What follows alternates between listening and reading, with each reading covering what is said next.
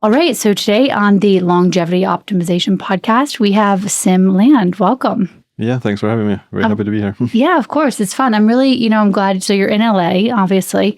You live quite a ways away, but I'm glad that we got connected and we can have a chat because I feel like obviously we've both been in the space for a long time. Yeah. So it's probably about time that we met in person. Yeah, I think we'll have a good conversation. Totally. Well, let's start with the basics. Like, what got you interested? Because, you're probably I would say the youngest person that is in the space that's well known. I would probably say, so are you 29? I'm 30 now, yeah. Oh, you're 30. Okay. So I'm 34. So I would say it's probably you're the youngest. I might be the second youngest because a lot of people in this industry are quite a bit older, mid 40s, 50s. Yeah. So what got you interested in health so early? Yeah, I've been doing it for pretty much 10 years and I've done YouTube for 7-8 years.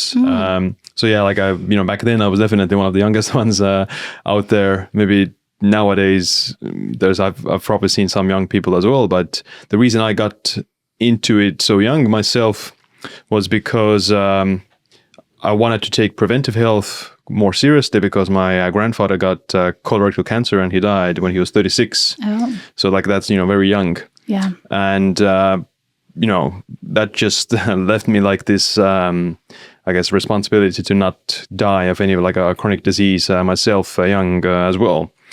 And, colon cancer is very preventive or it's able to be cured once you catch it early enough. Yeah. But, the same applies to many other kind of these chronic diseases that you can prevent them. And, when I was in high school, I was interested in bodybuilding and fitness. But during university, when I was studying anthropology, I decided that preventive health is a lot more kind of valuable and interesting. You would probably regret it not taking it more seriously when you're young, because a lot of these chronic diseases, they don't start when you're 40 or 50. They start decades before that. The heart attack you had in your 60s, it started when you were 20. The same with kidney disease, cancer, and Alzheimer's. The dementia in your 80s started when you're 30 or 40 years old already. So yeah, that's what got me interested in it myself. Interesting. So when you were doing bodybuilding, and by the way, I think bodybuilders were the original biohackers anyways, yeah. Right? They were measuring everything. They were trying all these exogenous molecules. And so did you ever try anything that you wouldn't do now? Did you, when you were doing bodybuilding?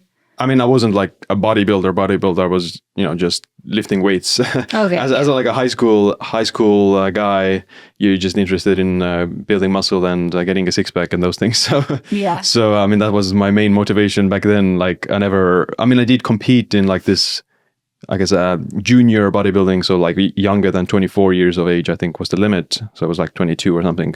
I did compete in 2 competitions, but yeah, that I never really took it that seriously. I did mostly for just trying to get fitter. Got it. And then what was your health evolution? Where did you say you would start?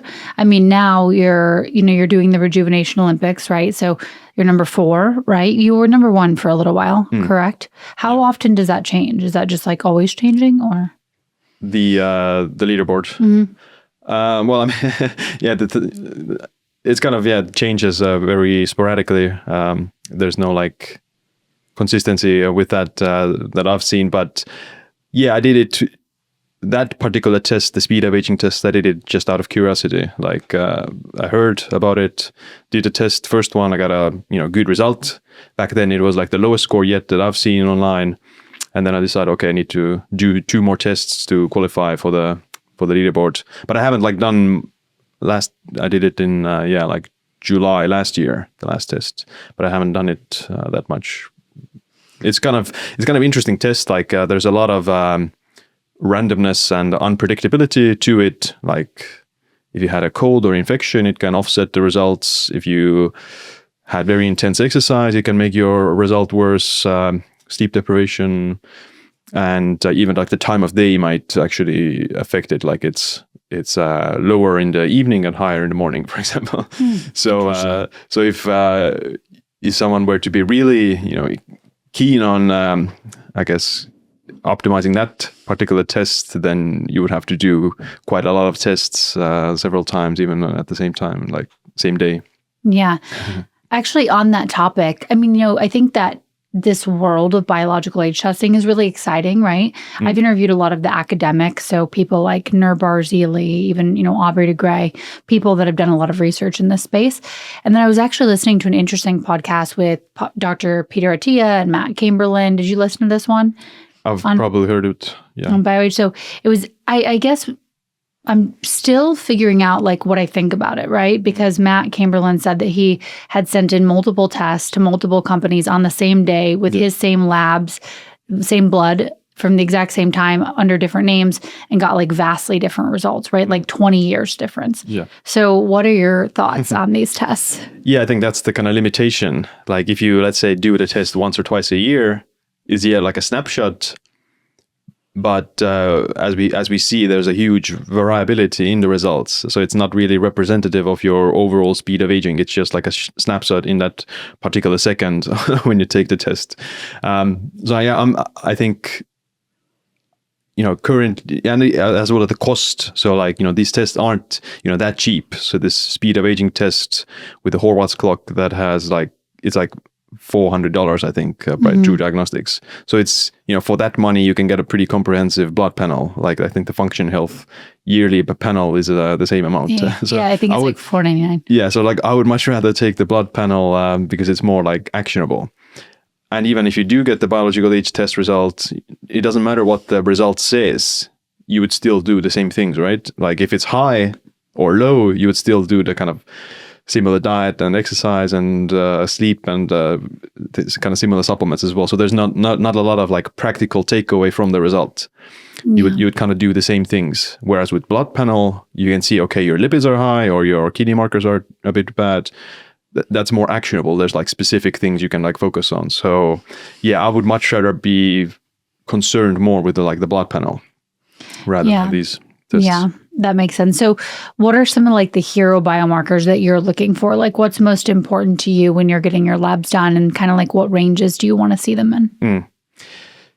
Yeah, I think some of the most like umbrella overall health markers are things like hemoglobin A1C, so your average blood sugar levels, your lipid panel, not only cholesterol, but also like ApoB, ApoA, LP(a) as well is quite important, but you don't need to test it that frequently. So it's like very genetically determined, so you can't affect it that much, but it's still something to do at least once. CRP, so like a general inflammation marker. Homocysteine is underrated, I would say. And then just, like liver enzymes, kidney markers, EGFR, cystatin C, BUN, and those kind of things. So yeah, I would look at metabolic health markers, sex hormones as well are great, thyroid hormones. So yeah, like, if I had like some, unlimited budget and just a desire to know everything, then you can, literally start measuring hundreds of blood markers. But for general health purposes, even just hemoglobin A1C and CRP, homocysteine and some lipids can be very insightful just from the risk, from the standpoint of the major chronic diseases. Yeah. So like when we're talking about longevity, then we have to, realize that 30% of people will die to heart disease. And it's the biggest cause of death in the developed world. So if you want to live longer, then one of the biggest goals for men and women, mostly for men, would be to minimize the risk of heart disease, because that's going to be the biggest bottleneck, biggest likelihood of death for most people. Have you done any of the clearly soft plaque analysis yet? No. That's an interesting test. So they'll do, standard Western medicine would do like a calcium score to see the calcium buildup, but the clearly soft plaque actually looks in the vessels for soft plaques because they're more modifiable.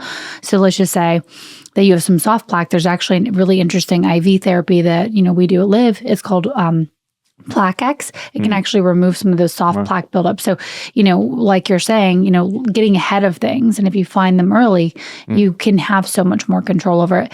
My husband and I were doing an interview and they were like, are you so scared that he's just going to, get a disease randomly and die? And I'm like, no, because I would know that. I mean, he could get God forbid, hit by a car or something. But I don't think he's going to have a heart attack out of nowhere, get cancer, because we're doing so many things that you can see the direction it's going. Yeah. And I'm glad that that's becoming more popular.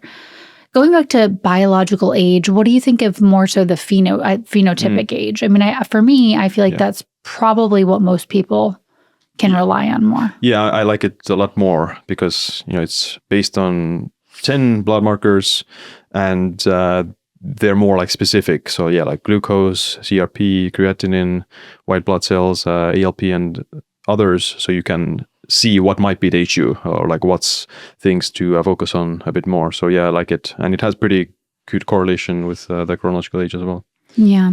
I think it's fun because I've been kind of putting a bunch of stuff into ChatGPT because I think we know one of the biggest barriers to entering this industry is like cost and price, right? And I'm very excited to see it become more accessible because we know the things that are going to move the needle the most are the ones that are free or low cost, right? Like all this other stuff, I'll show you around my house. I have like a hard shell hyperbaric chamber in there and like all this stuff.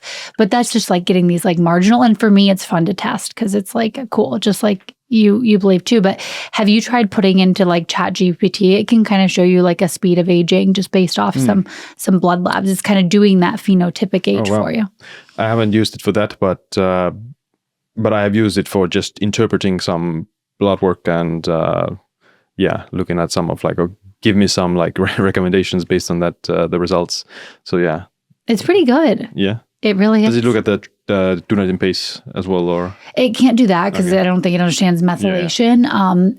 But it can essentially, give you like a phenotypic age. If you have the biomarkers, it'll put it in, and then you can get that spat out. Yeah, so because I think the formulas are online. There's a lot of there's like different files, different websites that actually calculate it. So I guess it can just draw the data from there. Yeah, so I think that could be a way because if you think about it, if you just have those few biomarkers, it's not that expensive. You can keep that pretty low cost. And I think that's a way people can kind of like be excited still and gamify it, which I think is probably the most interesting part about the biological age is like the gamifying it, right? So yeah, there's a new leaderboard as well, the Longevity World Cup that's based on the on the pheno age.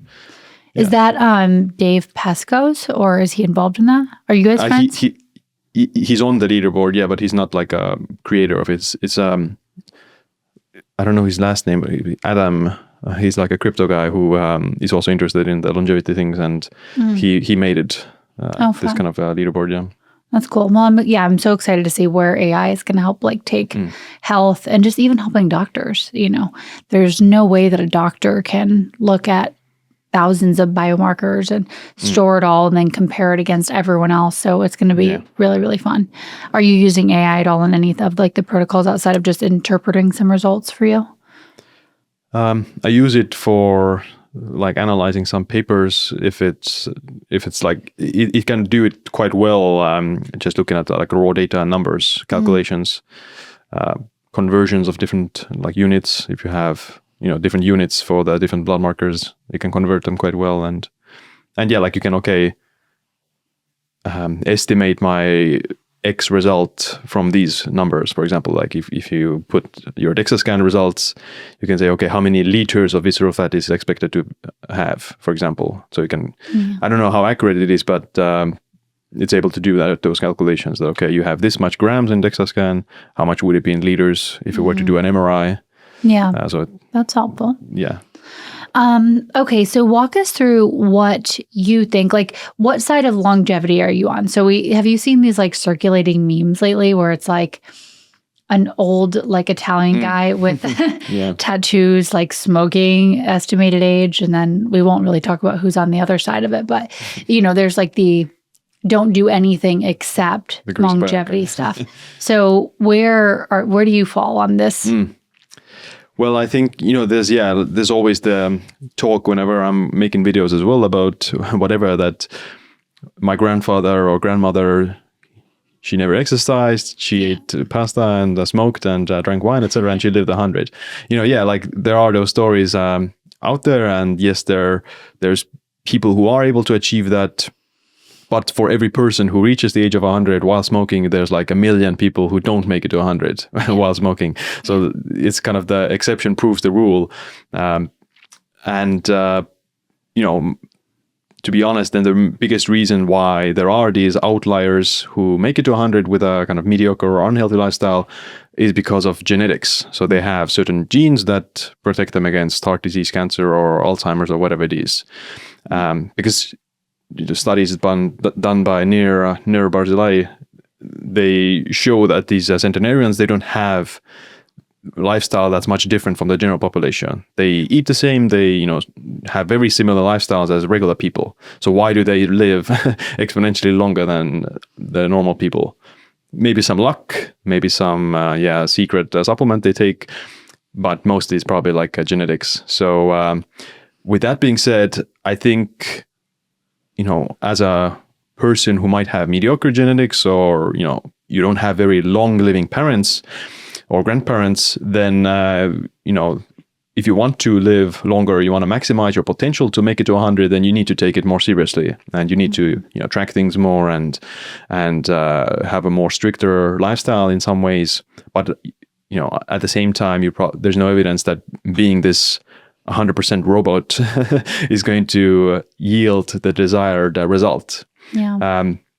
And there's also something to say about stress and just emotional well-being and just enjoying life as well, like happiness and being free from, I guess, neuroticism is also like positive for your mental health and physical health as well. So you need to kind of find a balance. Yes, don't eat chips every night, but if you have chips every once in a while, maybe once a month or every few months or whatever it is, like a birthday cake, then it shouldn't like wipe you out. I think a healthy body should be able to tolerate suboptimal diet for a short period of time. Of course, you don't want to do it all the time, but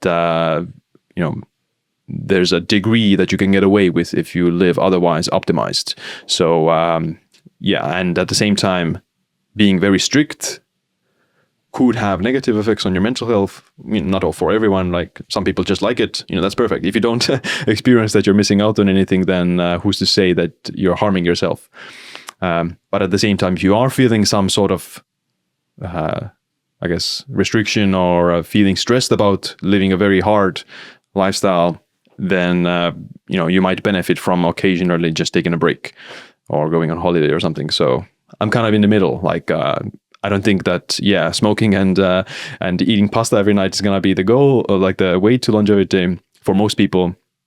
But at the same time, I don't think you need to be like 100% strict either. So there's gonna be some sort of a balance that everyone has to find out themselves. Yeah. So walk us through like a normal day for you. I wake up usually around like 6 a.m. And the first thing I do is take my dog out to pee. So that's a great way to get like sunlight and breathe some fresh air, move a little bit. After that, I usually like make a tea or coffee, and then I start to work. So most of my day is revolving around content creation, writing books, research, so like mental work in a sense. Fortunately, like my wife is also in the same field in the sense that she's also like writing and doing research on longevity and health. So I guess we have like a very good match in that sense. We have very similar lifestyles, so I don't have to like go away from home to work and spend little time with my wife. So we get to spend most of the day together, although we're still working. After around few hours of working, I usually have like my first calorie meal of the day, which on most days is going to be some sort of a protein shake or protein mixed with yogurt or something like that. So I have 30 grams of protein at least in my first meal of the day, with usually like 10 grams of collagen. Nice. Plus a few other ingredients like glycine or TMG and a few other supplements. So that's like 2 hours. So if you wake up around 6-ish or so, and then just like 8 o'clock, you have your first meal. Something like 9 or 10. Oh, 9 or 10. Yeah. Nice. And after that, in the afternoon, I have a workout. So I work out pretty much every day, maybe 1 or 2 rest days per week. But 3 times a week, I do resistance training. And 3 days a week, I do some cardio, either HIIT or zone 2 cardio. Nice. And after the workouts, I pretty much have sauna almost every day. Nice. At least 4 times a week. I use either the regular sauna, Finnish sauna, or the infrared blanket. That's actually pretty convenient. You just plug it in and 5 minutes, it's working. And after that, we have dinner quite early. We have like 4 p.m. dinner, finish around 5 or 6 p.m. And after that, we just wind down with my wife. Love that. It's so great that you're married. I love that. I mean, there's also not that many people that are married in this space. There's a few, right? But not a ton. Yeah. Ben Greenfield is married, and he's really the only other one I can think of. Yeah. Yeah. I mean, it's very underrated. If you can find like a partner who shares your enthusiasm and passion to health and longevity, then that's like the best thing ever. Then you don't have to worry about, having unhealthy food in the house. You don't have to worry about exercise. You'll just do it together. Like you'll work out together. You'll go to bed on time together. Well, the funny thing was we were like on a vacation in Tenerife, I think 2 years ago. And it was like a hotel. So like Tenerife is popular for like older people to go. So, from Europe. I mean, it's a very warm country, and in the winter months, Europeans go there. And in the hotel, like we were in bed like 9:30 or something. But then you can hear outside in the lobby, like the older people were playing music and having drinks and stuff. And they're like, we're already going to bed before the old people go out to parties. That's so funny. But yeah, we, like it. We like to go to bed early and get good sleep. So you guys are in bed by 9:30? At least by 10. Yeah. Yeah.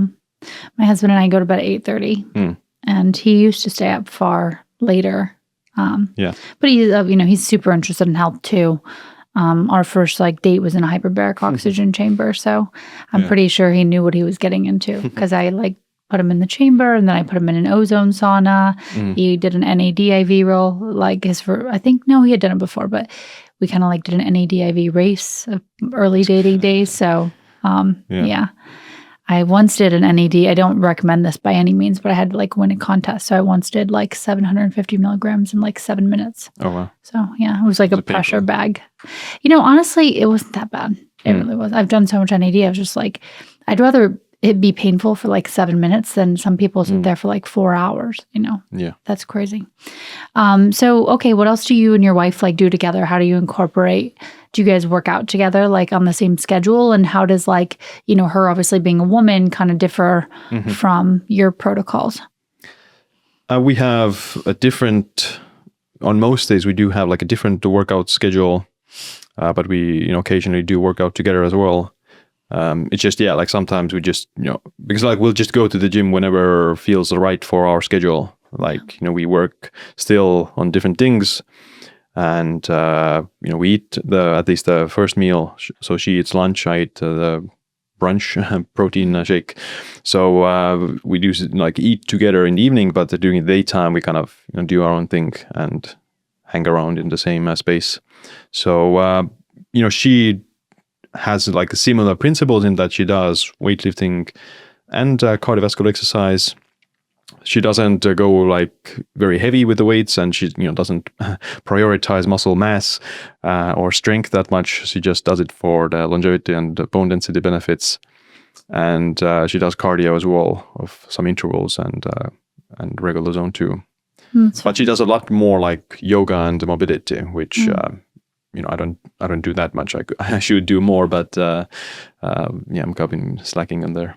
Yeah. I mean, I've really found a lot of nuance. We're going to do a podcast, me go on your podcast too. And so we'll talk about the differences that I found from male and female protocols. It's kind of interesting, but it's not surprising, right? We're very different biologically, physiologically. So yeah, the menstrual cycle definitely affects her, how she performs at the gym. So totally.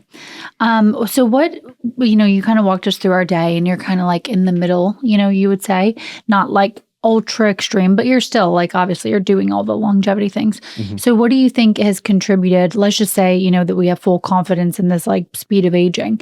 What do you think has contributed the most to getting a really low score? I think being lean or like being lower body fat is quite impactful. What I've noticed is that if you get too lean or like if you exercise too much, that can worsen the result. So like my worst result was when I was doing a lot of cardio and I got like much leaner because I thought, hey, maybe if I get leaner, I'll get a better result, but apparently not so. So I think, yeah, like, I don't know, maybe for men, like a sweet spot would be around 10%, 9 to 10%. Maybe if you go below that, then it can possibly induce too much stress on the physiology. But you definitely don't want to be like overweight. So that's one of the easiest things most people can fix with, you know, all blood markers. If you start off from like 20 pounds overweight, you lose at least 10 of them, then all the blood markers will generally improve, all the lipids and blood sugar typically. You know, there are some exceptions, but generally it will. Secondly, I think the sleep component, so regular circadian rhythm, alignment, going to bed, waking up around the same time is quite important as well. And not drinking alcohol is important. At least I think that affected my results. I haven't drank regularly for like 10 years now. I might have had like 1 or 2 glasses of wine in our wedding and our honeymoon, but that's pretty much it over this 10 years. And intermittent fasting, I think, you know, that's more theoretical. I think intermittent fasting for me did play a role as well, like this time restricted eating component, that not eating too late, not eating immediately after waking up. I've done it for, almost 10 years, some sort of intermittent fasting. And, you know, I like it. It works great for me. It's not for everyone. I don't think it's like inherently necessary. And some people also take it too far, that like a smaller eating window is the way to go. Like, I don't think that's necessary, but you at least want to make sure you don't eat like when it's dark outside and immediately before bed. And maybe in the morning, wait, you know, at least 30 minutes or an hour. So anything else within that time frame is good to go. How do you feel about the sun? Well, I mean, I don't have to worry about the sun that much in Estonia, but you know, I try to be mindful of it. I you know, don't sunbathe, or I don't spend like hours outside in the sun. But you know, I do like prioritize the morning sunlight exposure for the circadian cues. I prioritize sunset also for the melatonin cue. And, you know, I do want to get enough vitamin D during the daytime. But I'm not like, spending hours outside and, you know, to get like super tan or sunburned. Yeah. Do you have like an optimal, what do you try to keep your vitamin D at? I'm not sure about the units, but something like, I think it's 75 nanomoles is like a good range. So I think, you know, with vitamin D, like you want to keep it just normal. And, you know, if you can achieve that with natural sunlight, then that's the best option. You know, there's some conflicting opinions about vitamin D supplements. I think that if you maintain normal blood vitamin D levels with only supplementation, then you're not getting all the benefits. You're missing out on the near-infrared light and the circadian rhythms from sunlight. So you do want to get natural sun exposure in reasonable amounts. It is hard to get all of it, though. Yeah, I think, you know, for people in the north, it's definitely impossible to get all the vitamin D they would need from just sunlight, especially in the winter. Like in the winter, it's practically impossible. Yeah. So I do take supplement in the winter months with K2. What about your diet? Are you like following vegan or anything of that nature? I don't have like hard restrictions on like nutrition aside from, like, you know, I'm not going to eat junk food or stuff like that. But, you know, I eat carbs, I eat meat, I eat dairy, I eat eggs, fish, I eat beans every once in a while. I eat rice, potatoes, fruits, berries. So I guess, you know, I do like to think that it's like a Mediterranean style diet. but it's more geared towards exercise performance. So I eat a lot more carbs probably, and a bit more protein than the standard Mediterranean diet, I think. Hi guys, I'm going to interrupt this episode for a brief announcement. As you may or may not know, I started a community for females by females, and it's a female longevity optimization community. This is a place that you can connect with like-minded women. We are all here to support each other, and there's a variety of different benefits to being a member. You get a monthly Ask Me Anything, so submit your questions and I'll answer them directly. We also have an entire library of courses on all of the important components of longevity, such as labs, nutrition, exercise, sleep optimization, longevity optimization protocols that I'm doing, along with real-time updates to my personal protocols. There are so many benefits of being a member of the community. We'll also be doing in-person live events here in California and virtual events for anyone that can't attend. But if you're interested in joining the community, I would absolutely love to see you there. And I will include a link in the show notes. But it's not like low fat, it's not low carb. I think I would probably get around 130-40 grams of protein, which is something like 0.8 grams per pound for me.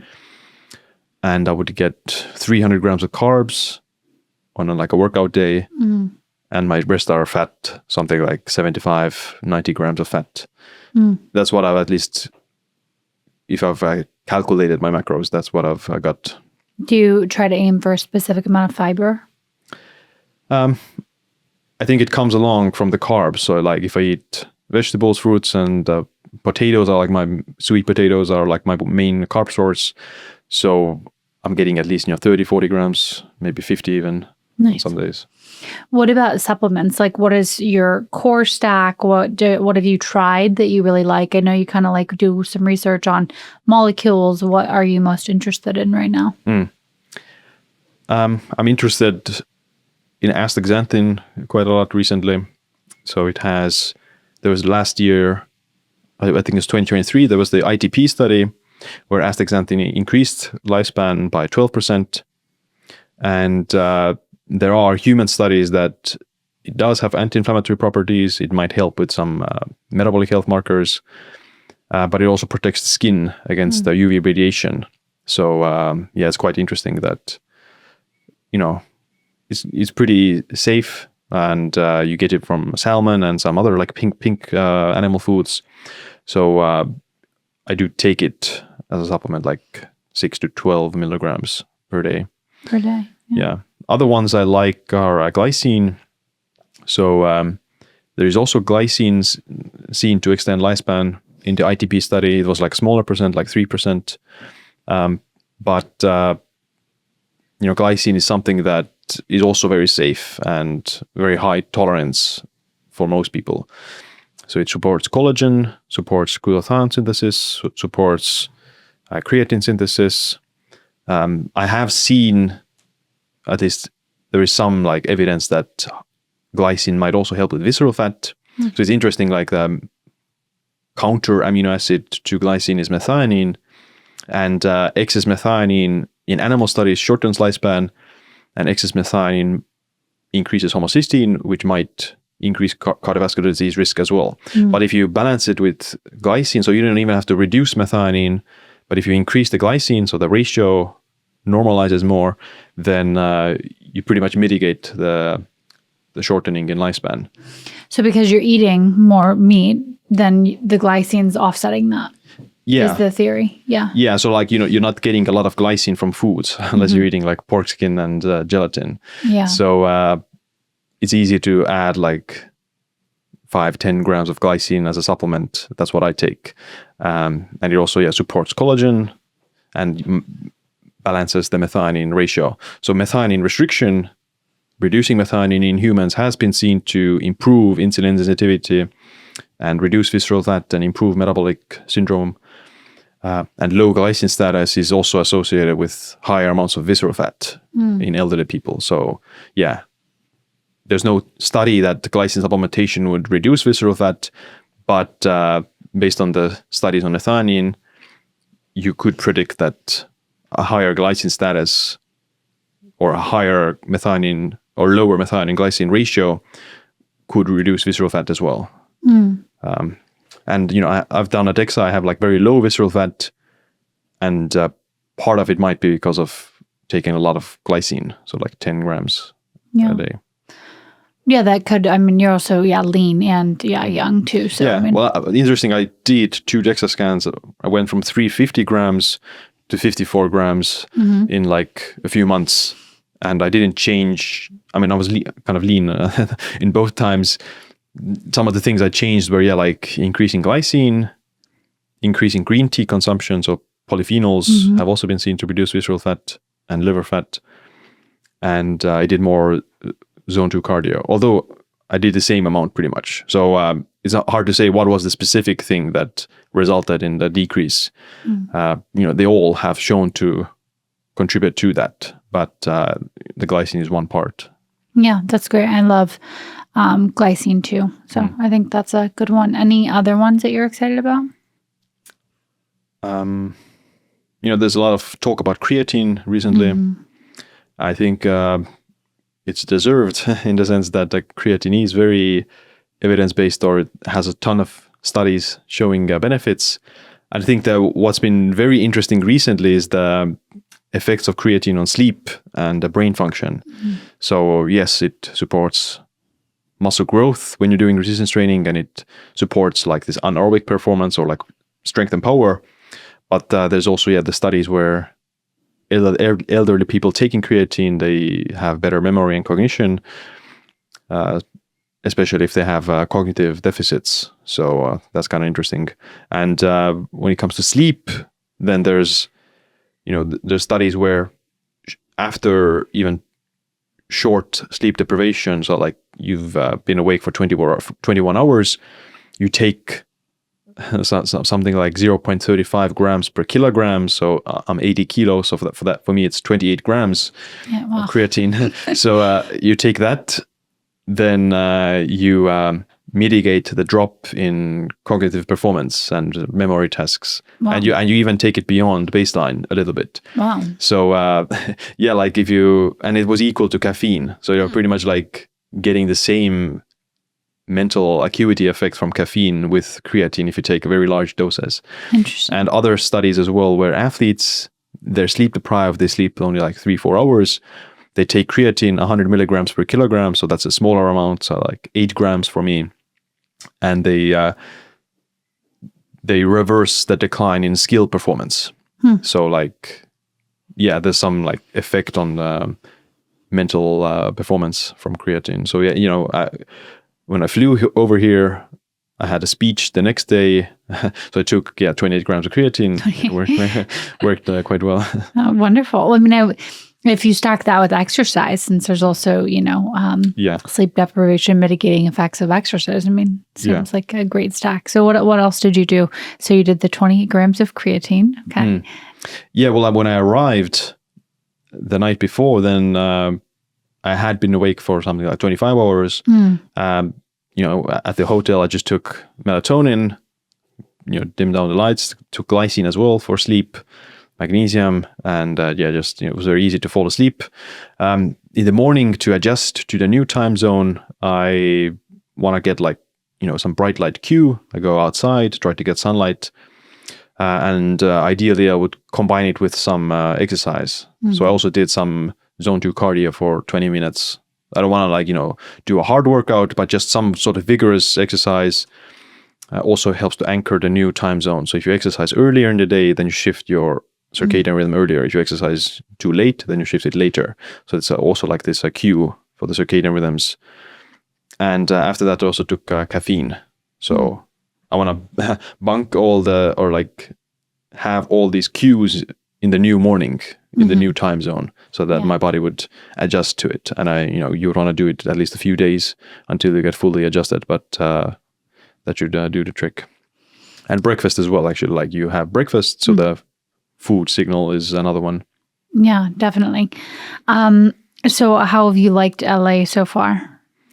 It's good. Yeah, I haven't walked around the town that much. I've been at the conference and just working a bit, but it's there's a lot of health places, so that's nice, health stores.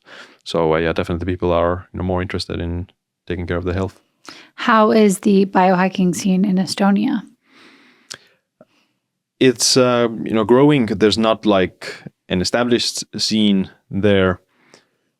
It's kind of a little bit more popular in Finland. So the organizers of the Biohacker Summit, they started it in 2013 in Finland. So they were actually quite early compared to the rest of the world as well. They did it alongside Dave Asprey and others in US.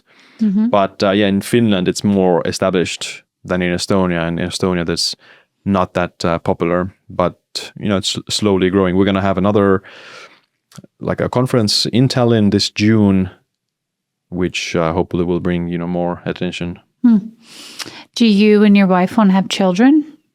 Yeah, we're planning on doing it like either at the end of this year or next year. So we will want to get completely settled in and not have a bunch of like work to do at the same time. So we want to be kind of ready for it. But you'll never be completely ready. Yeah. I know. Trust me. Like it's my husband and I. We were going to start trying a little earlier, and then we got so busy with work, and now we're moving to Austin. So yeah, I mean, I think, and then I was like, making my biomarkers perfect, and then we had this LA fire, and now there's these toxins. So it's always something. But yeah, I think that's great. I mean, I think it'll be fun. Everybody always asks me, like, how are you going to manage your lifestyle and like kids wanting, junk food and stuff. So how do you think you guys will manage that? I think, I'm of the believer that they should get exposed to some things in small amounts. So like gluten and dairy and, kind of these allergens at least, so they wouldn't develop allergies in the future. But I think we probably wouldn't have like junk food in the house. We'll make healthy foods and try to make healthier alternatives or healthier snacks or desserts. But I think what I would like to teach my children would be like moderation rather than like very harsh like restriction. So I think the problem, so like ideally you would want to like take a bite of a donut and put it back. Whereas most people might be in a situation that they can either say no to the donut completely, but if they take a bite, they'll have to eat the entire box. Yeah. So I think, a healthier relationship with the food would be that, you can take a bite, oh, it's fine, but I'm not going to eat it, even though you might want to, or, or not. So I think that would be like the best skill for children to have. Like my wife is very good at it. So she has like a chocolate, right, that she eats, but it's like she takes like one small bit of it, and that's why she's fine with it. And I'm like always, I would eat the entire thing. Like, not that I have like some problem with like saying no to things, but it's just like, how can you just eat like this nail-sized piece of chocolate and be satisfied with it? I would just eat like at least one stick of it. But she's very good at that kind of moderation. I'm also good with it. But like I would want to teach that skill to the children.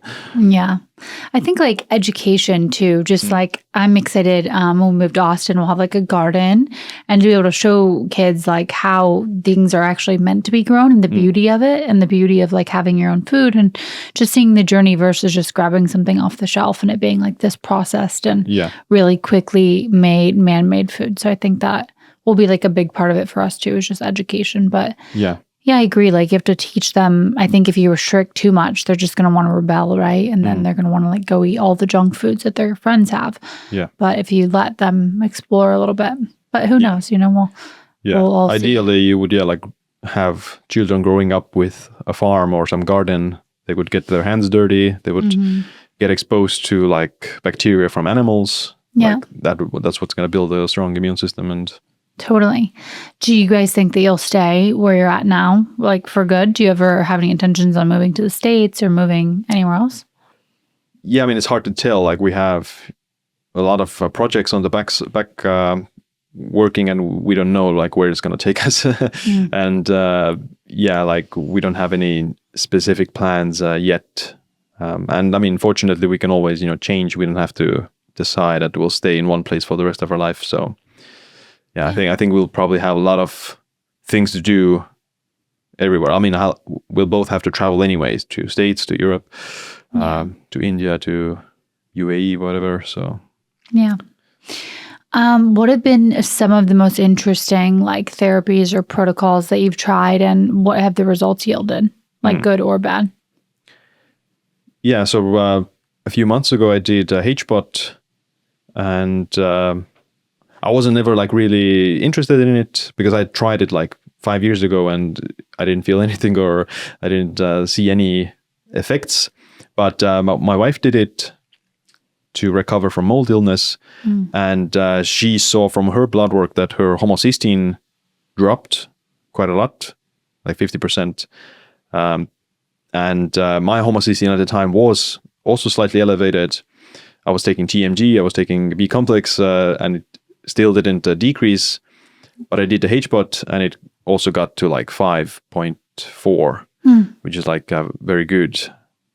So we both saw from our blood work that it did decrease our homocysteine, which is very interesting. And I did HBOT for something like 20 sessions.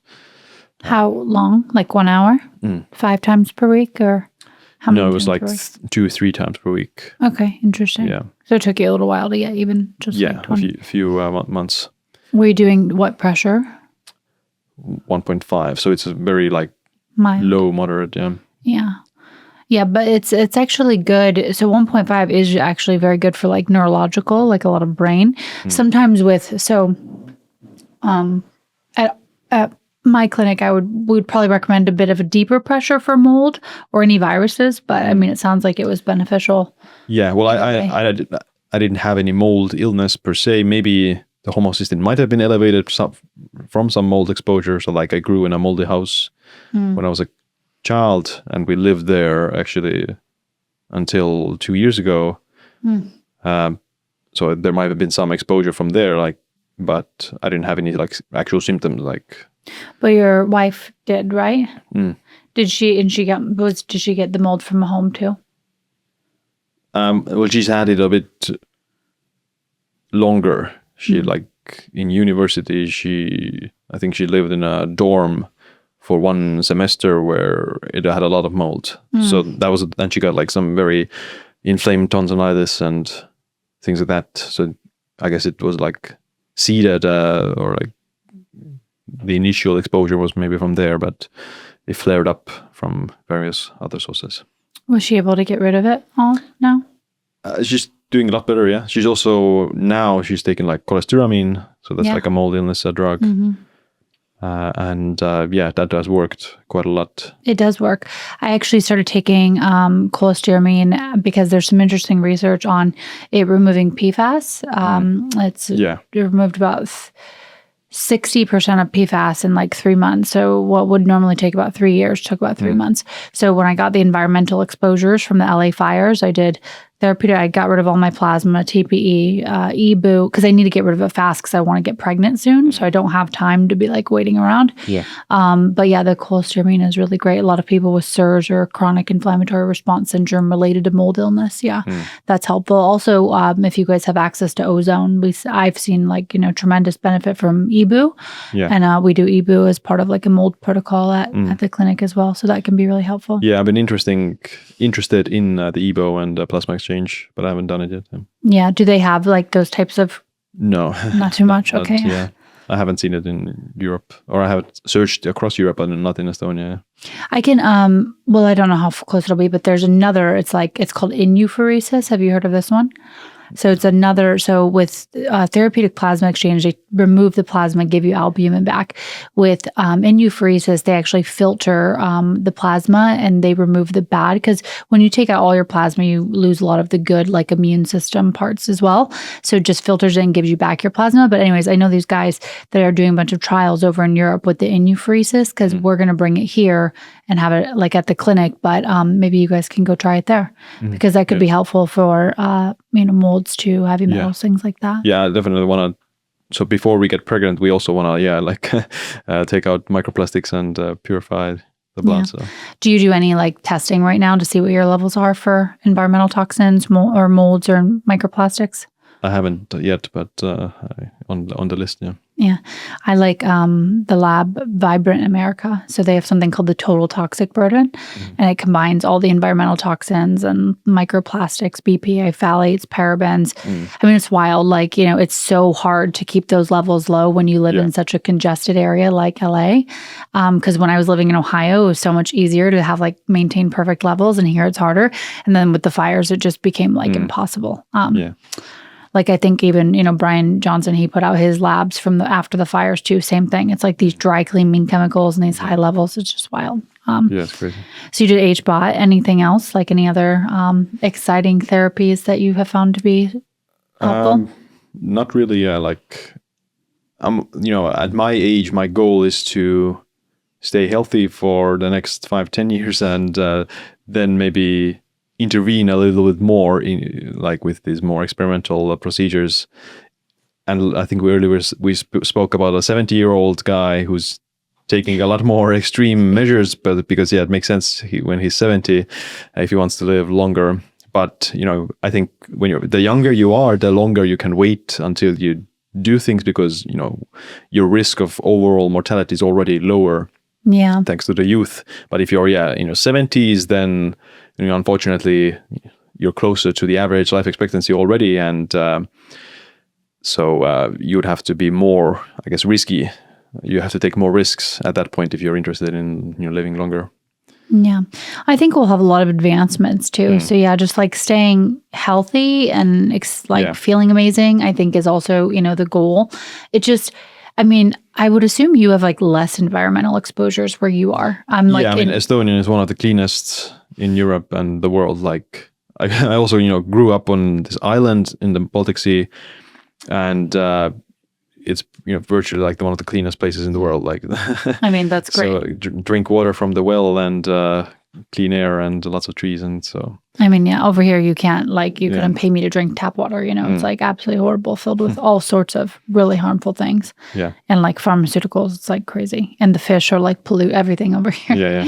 Is super polluted. So it's hard. You have to do a lot more just to like maintain baseline. That's why eventually, we're going to move to Austin for a few years, but then ideally just I want to get a house in the middle of nowhere with right here, even though we have all of our Wi-Fi shuts off at night, but there's 10 houses right around that their Wi-Fi, is going to be dirty. Interesting. Yeah. I think a lot of these plasma exchange and apheresis things, I think they will become more popular because of the modern toxin exposure that we are exposed to. So hopefully they'll make some sort of a pill version of it. Like I think Quicksilver Scientific has certain detox products that they probably don't work as well as plasmapheresis, but there's ways to support detox that you would want to do quite regularly, like sauna as well. I do it almost every day.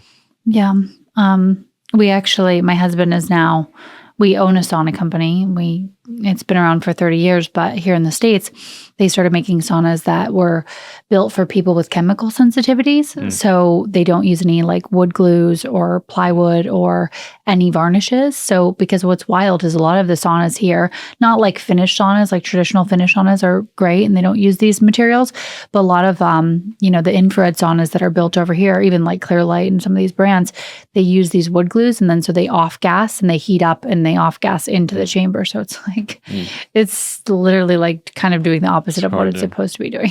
So it's just, it's a very toxic world in general. What are your last takeaways? What do you want people to know about your longevity journey, and what are your top recommendations for them? Yeah. I think one of the biggest takeaways should be that to live to 100, you have to make sure you live to 90. To live to 90, you have to make sure you live to 80, 70, 60, 50. So at different ages, there are different risks.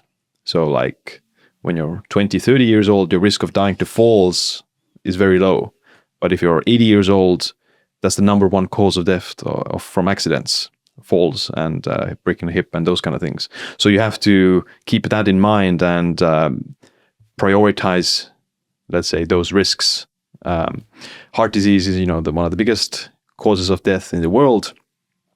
The average age of a heart attack is like 64 or something, and it's the bottleneck in people's longevity, but it already starts when you're much younger. The atherosclerosis progression starts even when you're like a child.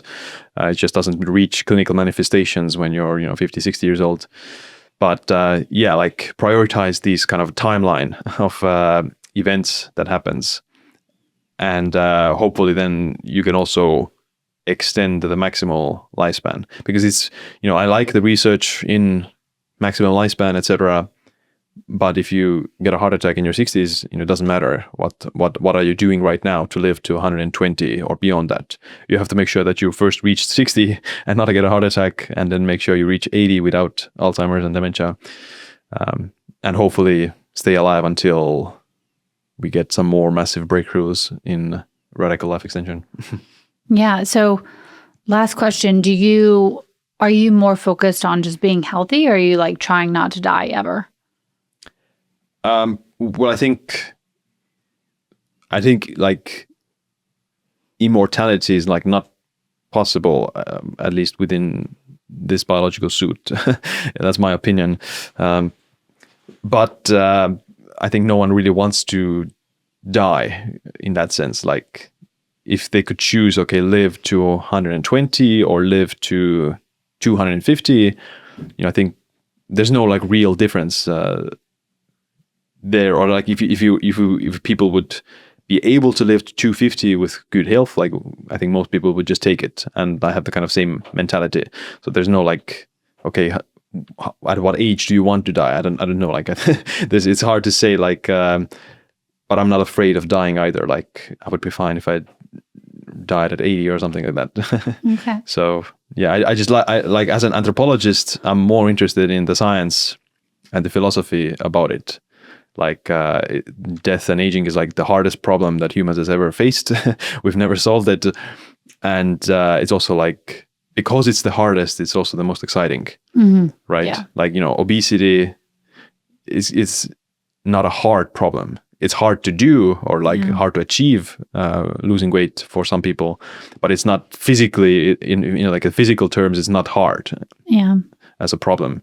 Cancer is difficult, and we don't have a cure for cancer, but theoretically it's quite possible to achieve that. And the same with Alzheimer's and heart disease. Like theoretically they are treatable and solvable. But with aging and death, it's like it's a much harder problem to solve. So that's why it's like very interested. I want to focus on the hardest problem. And it's very bizarre, right? But in my head, like one of the scenarios is that I figure out how to live forever, but then I choose to die voluntarily. Like, okay, I solved the problem, and now I'm like, I can happily die. Like, that's a very bizarre scenario, but at least that's in my head. Like, because I'm not afraid of dying, but I do want to kind of find a solution to this problem. Yeah, I'm always conflicted. I'm also not afraid to die. I also believe in God, and I think I'm going to be living in heaven, and it's going to be beautiful and amazing. So I'm not scared to die. But it's we know that every generation, we're all so excited, right? And we all feel like we're on the brink. And we do have AI now, which is like birth of this super technology that we've never had before. But like also, I think every other generation also thought that for sure. They were figure it out. This said that it's very close 50 years ago. But like in animal studies, the longest life extension was achieved 50 years ago. It was like 65% and it was calorie restriction. And since then we haven't had, massive breakthroughs in extending a mice lifespan, even, not to mention humans. Yeah. So, yeah. Well, it's a very fun time to be alive, and I really appreciate you coming on. Yeah, well, thanks for having me. Of course. This podcast is for informational purposes only, and views expressed on this podcast are not medical advice. This podcast, including Kayla Barnes, does not accept responsibility for any possible adverse effects from the use of the information contained herein. Opinions of their guests are their own, and this podcast does not endorse or accept responsibility for statements made by guests. This podcast does not make any representations or warranties about guest qualifications or credibility. Individuals on this podcast may have a direct or indirect financial interest in products or services referred to herein. If you think you have a medical issue, consult a licensed physician.